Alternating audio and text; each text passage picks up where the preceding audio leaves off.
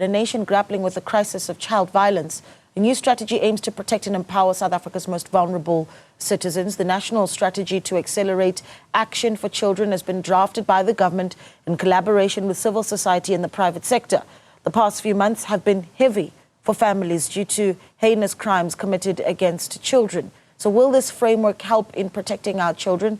Joining us this morning to discuss the strategy and its potential impact is the program lead for the Accelerated Program of Action for Children in the Presidency, Dr. Roseline September. Dr. September, good morning to you.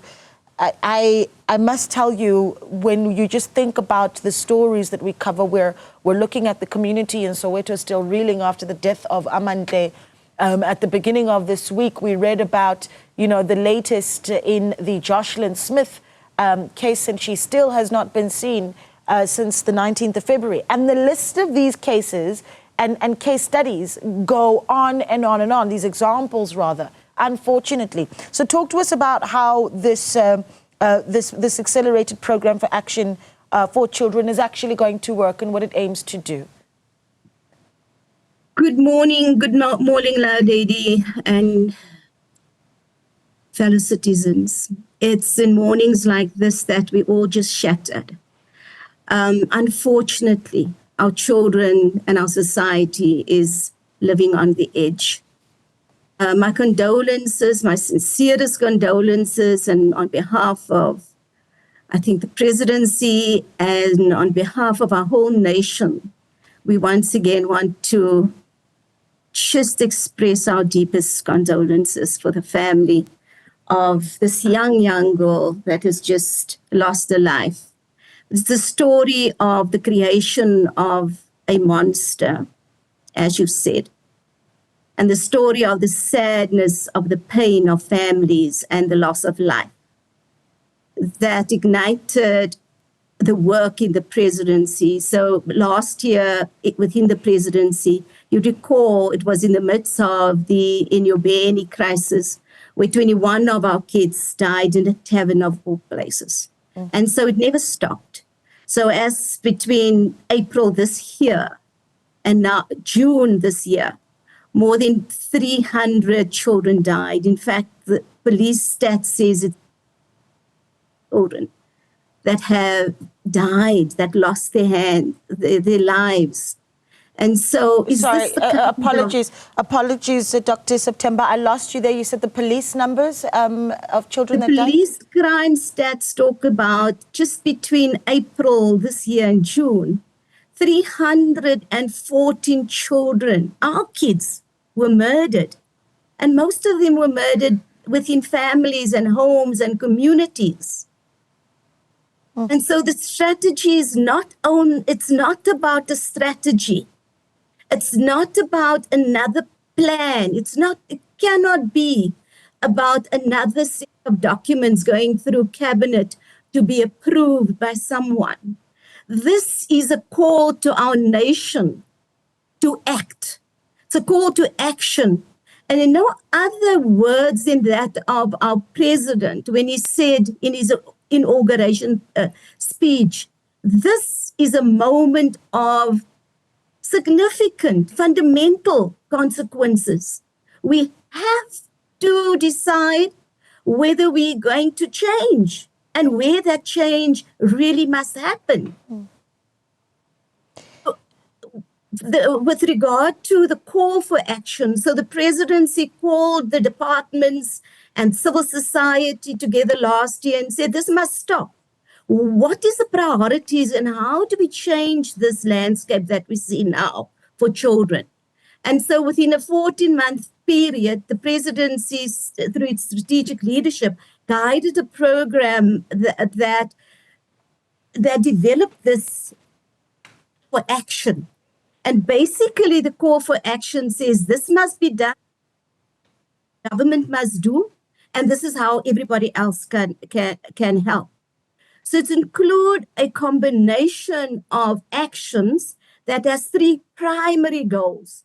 The one is that we all, as South Africans, must rally around the one understanding that investment of children is not only a obligation and a moral obligation, because they've got constitutional rights, but they also have all human rights. So we need to lobby as a South African nation to call of action. And the action is to understand what those priorities are. So, and attached to that is, how do we communicate what that is? And then thirdly, what are the kind of partnerships that we need to engineer to make sure that we work collectively as a nation to end the scourge? Because it's not only in terms of the end result, which is absolutely an horrific murder, it is also about what does that whole holistic approach to investment of children look like between the ages of 0 and 18, because if we don't look at it as a comprehensive package of interventions, what happens is when we, at the end of 18 and 19, we get children who already murder. And hence the dichotomy of a child that's died, but a teenager was responsible for that death. So where did we as a nation miss the opportunity to stop that from happening?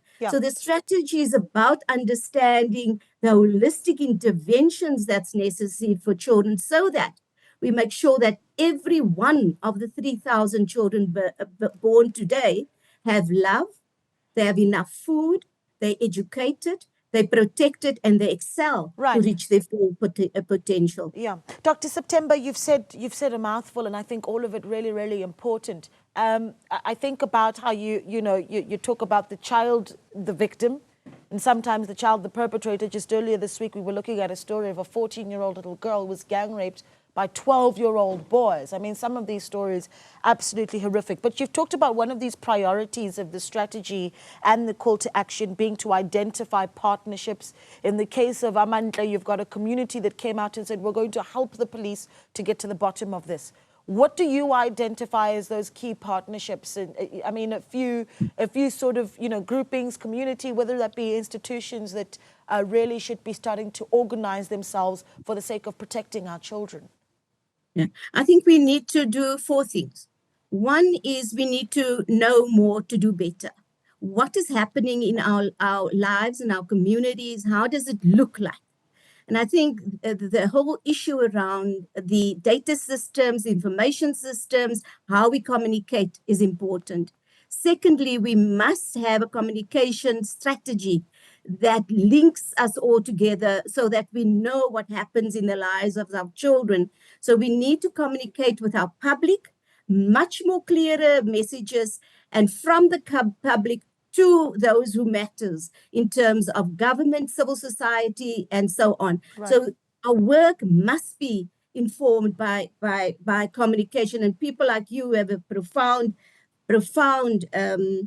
role to play. Then second or thirdly, almost, it is about making sure that we do the right thing at the point where it happens. So that, and people always talk about this, lot of policies and so on. I know that in our children and our community, parents' access to responsive services is really poor. We need to get our child protection systems right. A child abuse is reported at a home or at school, and there's no intervention. So that child gets traumatized for years before somebody wakes up. So we need to understand the importance of identification. How do we identify when something is profoundly wrong with a child? How are we present in our children's own homes? And then as a community itself, I think if we mourn late the profound understanding that this is wrong, we need to be there. We need to be present. We can't be in a team. We can't be somewhere else if the children needs us. We need to have a communication, but also we need to be in their lives. Yeah. Dr. September, thank you so much for speaking to us. I think this has been a really impactful discussion, especially because it reminds us all of the collective responsibility that we have to ensure that we don't look at more and more of these cases in our communities. Keep us updated on the work being done as well by the Accelerated Program for Action for Children in the Presidency, that they're the program lead, Dr. Roseline September.